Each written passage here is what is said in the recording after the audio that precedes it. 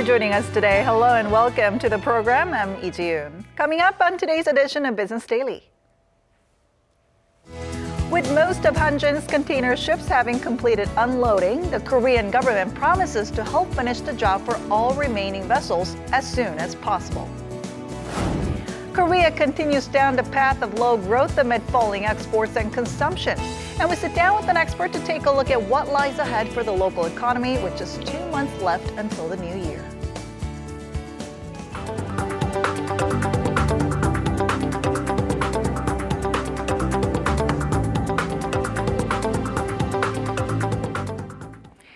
Korea's central bank is gearing up to prepare for any kind of financial turbulence that could result from the outcome of the U.S. presidential election. Bank of Korea Governor Lee Ju-yeol led a meeting on the current financial conditions this afternoon after returning to Korea a day earlier than planned from a trip to Switzerland to attend bi-monthly meetings of the Bank for International Settlements. He said he cut his trip short to prepare for the impact of the election results on the Korean economy. The central bank is also expected to focus on drawing up contingency plans following the U.S. election. Financially troubled Hanjin Shipping has almost completed removing all cargo from its vessels. The Korean government has promised to work together with port authorities around the world to finish unloading all remaining ships in a timely manner. Our Kim Min-ji has this report. Hanjin Shipping has almost completed the unloading of cargo on its vessels. According to the Finance Ministry, 94 out of the company's 97 container ships had completed unloading as of Monday. That represents 378,000 of 396,000 20-foot equivalent units or TEUs of shipping deals. Of the 3 vessels that still need to be unloaded, 2 are currently seized in Shanghai and Canada. With that, a total of 5 of Hanjin ships are being held for failing to meet unpaid service fees. Some 770 crew members are still on board various ships as a result, and currently food and other daily necessities are being supplied to them. The Korean government has vowed to step up cooperation with port authorities around the world so the remaining cargo can smoothly be delivered to consignors. To ensure swift unloading, the government has focused on key harbours and has dispatched 16 substitute vessels for shipments that were to be made by Hanjin. We're also offering support in employment and customs clearance for SMEs and subcontractors that have been hit in order to minimise the impact. Hanjin Shipping slid into court receivership late August amid an industry-wide slump due to falling freight rates from a global oversupply and slowdown in demand. The company had debt worth roughly $5.5 billion as of the end of June.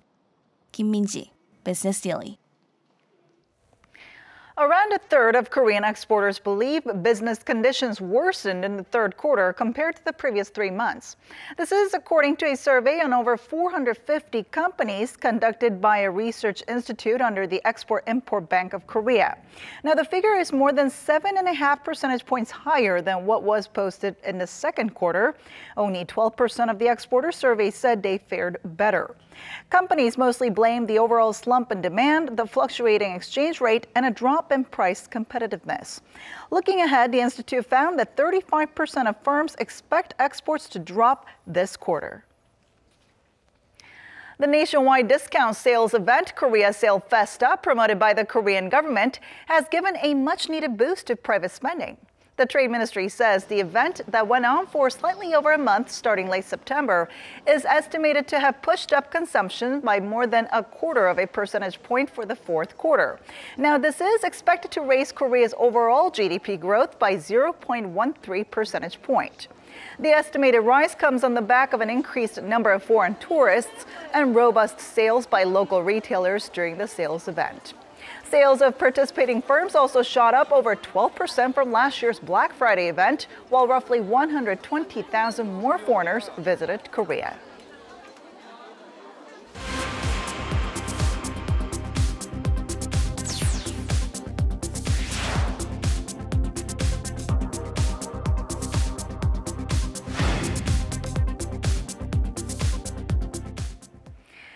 In the beginning of the year, the biggest risk to the economy came from the outside, that is, China's decelerating economy.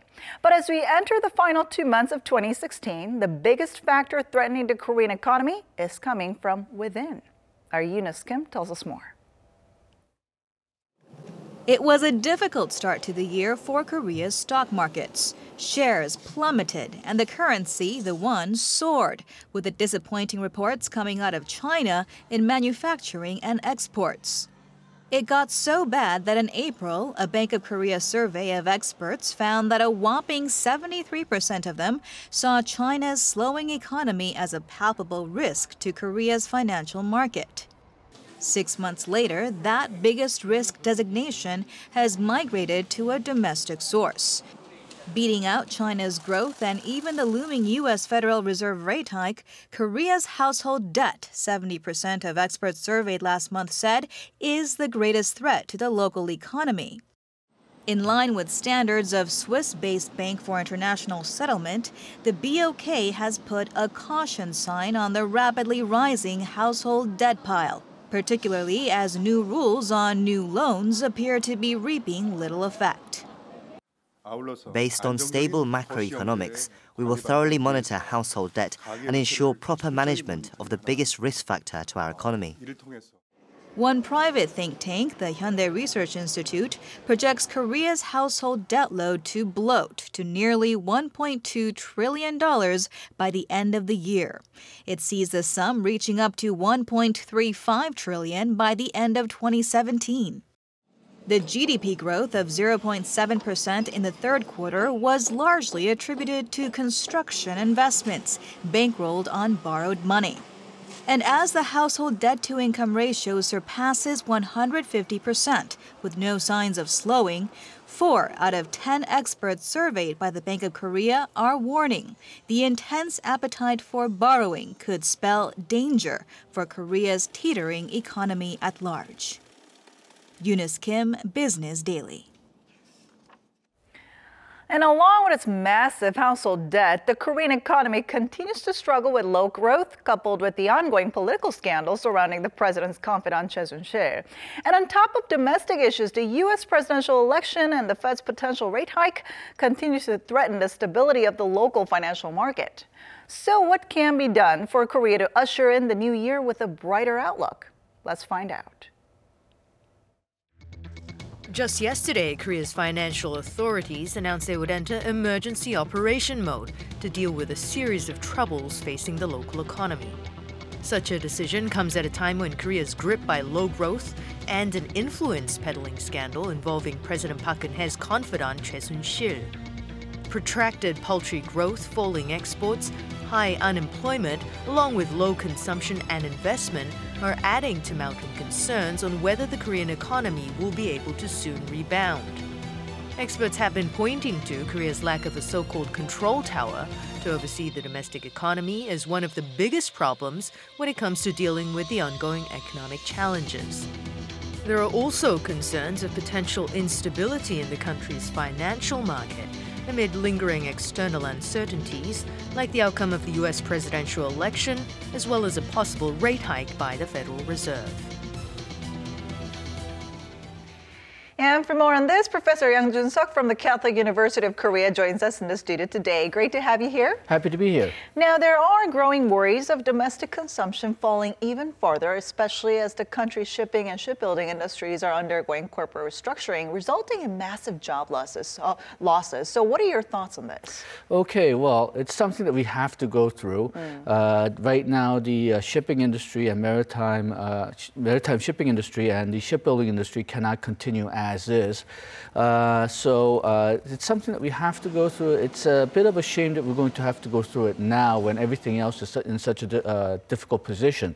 But on the other hand, there's really no convenient time to do it. So I think it's something that we just have to muddle through. It's always going to be painful, right, whenever it comes. Whenever. All right, well then, how big of a role should the Korean government play as the country has seen minimal growth over this year? Okay, well, ideally, the government should not play that much of a role in it. Okay. If you look at countries like the United States, they let market do most of the work. There was a reshuffling in the Japanese shipping industry just a few weeks ago, where 3 relatively small firms combined to make one large firm. And that apparently, I'm sure government did have something to do with it, but it was mostly led by the businesses themselves. It seems like only Korea is really looking at the government to do a lot to restructure these industries, actually micromanage the restructuring process. And I think that points out one of the weaknesses of the Korean economy, that is, it's because everything is so government-led. Everybody expects things to be government-led, government-managed. Every time that there's a political problem, every time there's a paralysis in government due to political factors, it affects the economic factors as well. On top of that, though, there are experts who have actually pointed out to the lack of control tower, the so-called control tower that overlooks the Korean economy and monitors it. So, and they think that's one of the biggest problems facing the Korean economy. So what should be done in that respect? Okay, well, I'm really concerned about fiscal policy because that's going to be the biggest victim of this political paralysis. Ideally, we should have a system where the bureaucracy, the technocrats, roll on by themselves whenever the top echelon, the political leaders, get themselves into a problem. But again, because of the way that the Korean economy, Korean politics is structured, it doesn't always work that way. So the long-term project for Korea has to have government decouple itself from everyday working of the economy. But again, that's a long-term project, and the Korean government, Korean law, Korean economy is not structured that way right now. So this sort of top-down government-managed type of economy forces us to follow the politics. Now, shifting our focus a little bit, there are also external uncertainties, with one of them being the U.S. presidential election that's set to happen Tuesday local time. So, but the problem is that whoever wins this election, Korea is still going to remain as one of the major targets by the U.S. when it comes to trading with the country. So what are your thoughts on this? Okay, well, Clinton is going to be somewhat better than Trump. Okay. Obviously, both candidates promised that they will be more so-called vigilant against unfair trade practices. But whereas Clinton is saying that she'll be tougher, Trump is saying that he'll rip up all the existing trade agreements. Clinton has not gone that far. So it's better for Korea if Clinton is elected.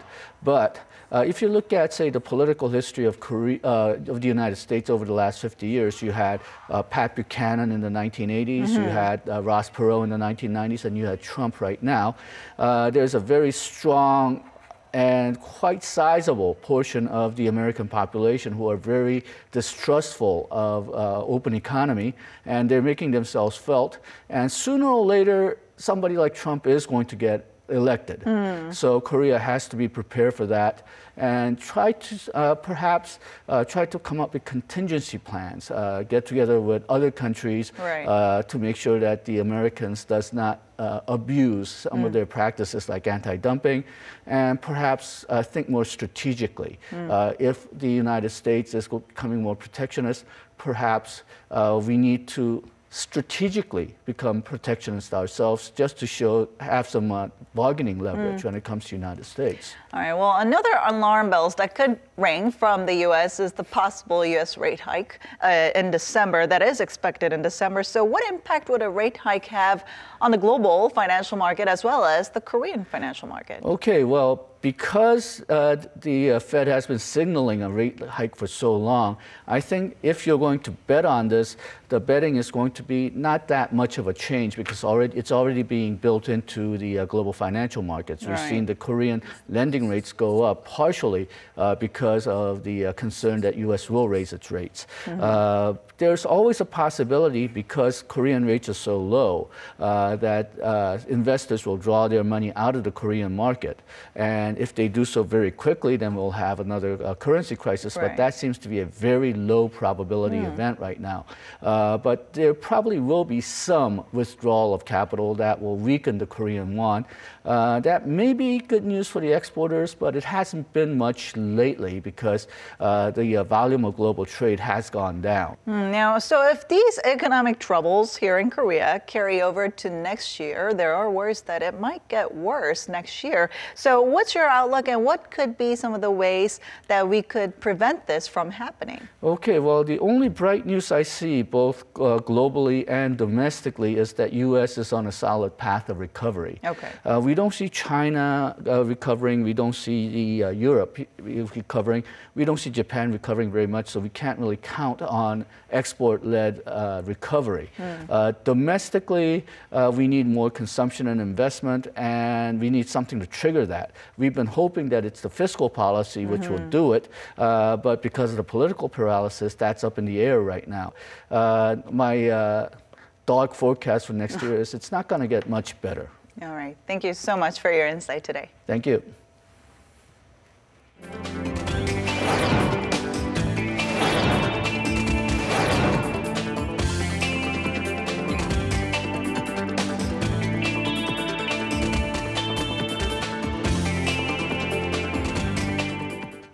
And that wraps it up for today. Thanks for watching, and we'll be back tomorrow with more at the same time, same place for your Business Daily. Until then, goodbye.